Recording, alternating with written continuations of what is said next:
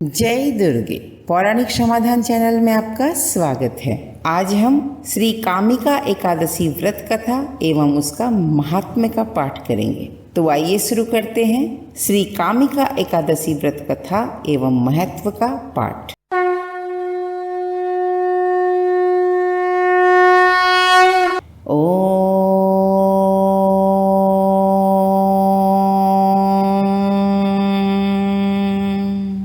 श्री गणेशाय नमः। श्री मधुसूदन भगवान की जय।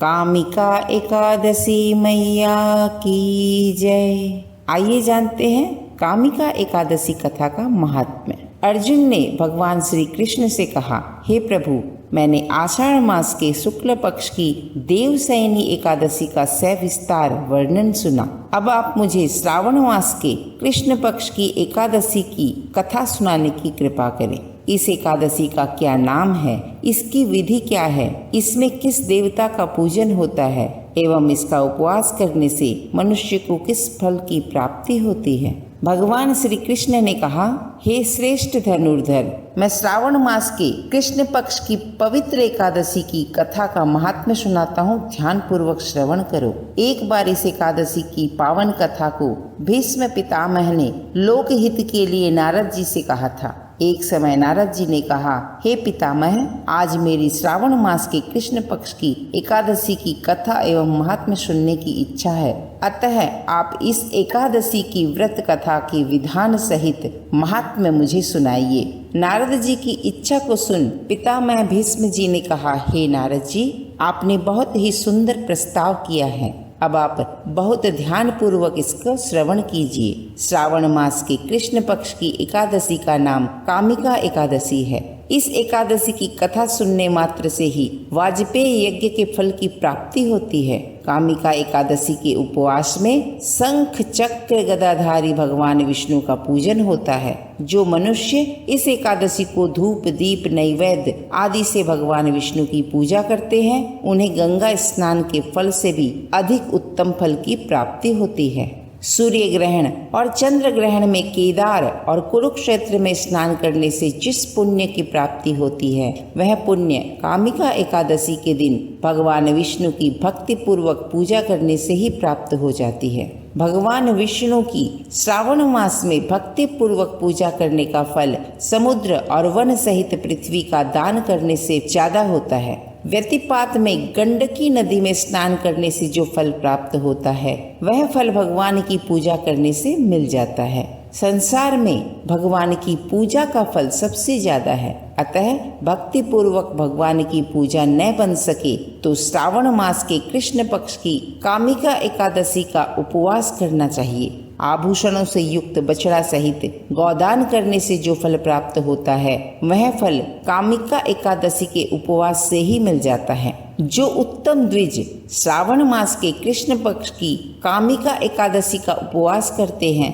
तथा भगवान विष्णु का पूजन करते हैं, उनसे सभी देव, नाग, किन्नर, पितृ आदि की पूजा हो जाती है। इसीलिए पाप से डरने वाले व्यक्तियों को विधि विधान सहित इस उपवास को अवश्य ही करना चाहिए। संसार सागर तथा पापों में फंसे हुए मनुष्यों को इनसे मुक्ति के लिए कामिका एकादशी का व्रत अवश्य करना चाहिए। कामिका एकादशी के उपवास से सभी पाप नष्ट हो जाते हैं। संसार में इससे अधिक पापों को नष्ट करने वाला कोई और उपाय नहीं है। हे नारद जी, स्वयं भगवान ने अपने मुख से कहा है कि मनुष्यों को अध्यात्म विद्या से जो फल प्राप्त होता है, उससे अधिक फल कामिका एकादशी का व्रत करने से मिल जाता है। इस उपवास के करने से मनुष्य को न यमराज के दर्शन होते हैं और न ही नरक के कष्ट भोगने पड़ते हैं, वह स्वर्ग का अधिकारी बन जाता है। जो मनुष्य इस दिन तुलसी दल से भक्ति पूर्वक भगवान का विष्णु पूजन करते हैं, वे इस संसार सागर में रहते हुए भी इस प्रकार अलग रहते हैं जिस प्रकार कमल पुष्प जल में रहता हुआ भी जल से अलग रहता है। तुलसी दल से भगवान श्री हरि का पूजन करने का फल 1 बार स्वर्ण और 4 बार चांदी के दान के फल के बराबर होता है। भगवान विष्णु रत्न, मोती, मणि आदि आभूषणों की अपेक्षा तुलसी दल से अधिक प्रसन्न होते हैं। जो मनुष्य प्रभु का तुलसी दल से पूजन करते हैं उनके सभी पाप नष्ट हो जाते हैं। हे नारद जी, मैं भगवान की अति प्रिय श्री तुलसी जी को प्रणाम करता हूँ। तुलसी जी के दर्शन मात्र से ही मनुष्य के सभी पाप नष्ट हो जाते हैं और शरीर के स्पर्श मात्र से मनुष्य पवित्र हो जाता है। तुलसी जी को जल से स्नान कराने से मनुष्य की सभी यम यातनाएं नष्ट हो जाती हैं। जो मनुष्य तुलसी जी को भक्ति पूर्वक भगवान के श्री चरण कमलों में अर्पित करता है उसे सभी दुख व कष्टों से मुक्ति मिलती है। इस कामिका एकादशी की रात्रि को जो मनुष्य जागरण करते हैं और दीपदान करते हैं उनके पुण्यों को लिखने में चित्रगुप्त भी असमर्थ हैं।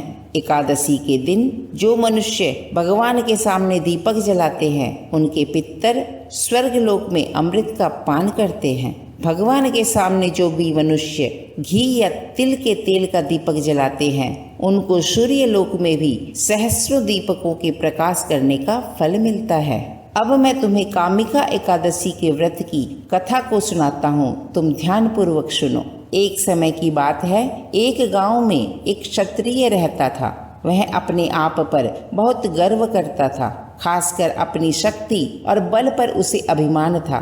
क्षत्रिय भगवान को बहुत मानता था, लेकिन उसके मन में घमंड था। वह हर दिन भगवान विष्णु की पूजा करता और उनकी उपासना में लीन रहता था। एक दिन वह किसी महत्वपूर्ण कार्य के लिए घर से बाहर यात्रा पर निकला।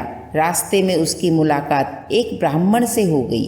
दोनों में किसी बात को लेकर झगड़ा हो गया। झगड़ा इतना बढ़ गया कि बात हाथापाई तक आ पहुंची।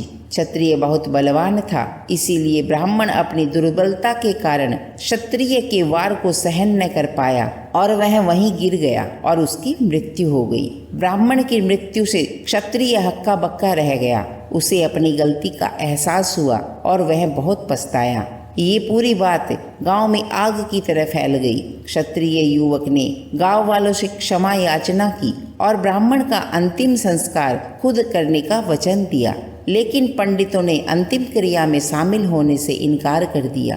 तब उसने ज्ञानी पंडितों से अपने पाप को जानना चाहा, तो पंडितों ने उसे बताया कि उसे ब्रह्म हत्या दोष लग चुका है, इसीलिए हम अंतिम क्रिया के ब्राह्मण भोज में आपके घर भोजन नहीं कर सकते हैं। यह सुनकर क्षत्रिय ने ब्रह्म हत्या दोष के प्रायश्चित का उपाय पूछा। तब पंडितों ने कहा, जब तक वह श्रावण मास के कृष्ण पक्ष की कामिका एकादशी तिथि को विधि पूर्वक भगवान विष्णु की पूजा नहीं करता एवं कामिका एकादशी व्रत का पालन नहीं करता और ब्राह्मणों को भोजन नहीं कराता और दान दक्षिणा नहीं देता, तब तक वह ब्रह्म हत्या दोष से मुक्त नहीं हो सकता है। क्षत्रिय ने ब्राह्मण के अंतिम संस्कार के बाद पंडितों की सलाह मानते हुए श्रावण मास के कृष्ण पक्ष की कामिका एकादशी के दिन पूरी श्रद्धा और विधि के अनुसार भगवान विष्णु की पूजा एवं उपवास किया। फिर उसने ब्राह्मणों को भोजन कराया और दान दक्षिणा भी दी। इस तरह भगवान विष्णु की कृपा से वह क्षत्रिय ब्रह्म हत्या दोष से मुक्त हुआ। अतः इस व्रत के करने से ब्रह्म हत्या आदि के सभी पाप नष्ट हो जाते हैं और इहलोक में सुख भोग कर प्राणी अंत में विष्णु लोक को जाते हैं। इस कामिका एकादशी के व्रत के महात्म्य एवं कथा के श्रवण व पठन मात्र से ही मनुष्य इस लोक में संपूर्ण सुखों को भोग कर अंत में स्वर्ग लोक को प्राप्त करते हैं। कामिका एकादशी व्रत कथा यही संपूर्ण होती है। बोलो जय ऋषिकेश भगवान की जय। कामिका एकादशी माता की जय। आज के लिए इतना ही। अगर आपको यह वीडियो अच्छी लगी हो तो इस वीडियो को लाइक व शेयर करें। आपके अपने चैनल पौराणिक समाधान को सब्सक्राइब अवश्य करें। बेल आइकन को दबाना न भूलें, जिससे कि हमारी आगे आने वाली वीडियो की जानकारी आपको मिलती रहे। हमारी इस वीडियो या हमारी किसी भी वीडियो से संबंधित कोई भी जानकारी या सुझाव हो तो हमें कमेंट बॉक्स में लिख करके जरूर बताएं। हमारी वीडियोस कैसी लगती हैं तथा अपने इष्ट देव की जय लिख करके हमें कमेंट जरूर करें। आपके लाइक, कमेंट व शेयर से हमें आगे वीडियो बनाने के लिए हमारा मनोबल बढ़ता रहता है। माँ भगवती की कृपा आप सभी भक्तजनों पर सदैव बनी रहे। जय दुर्गे।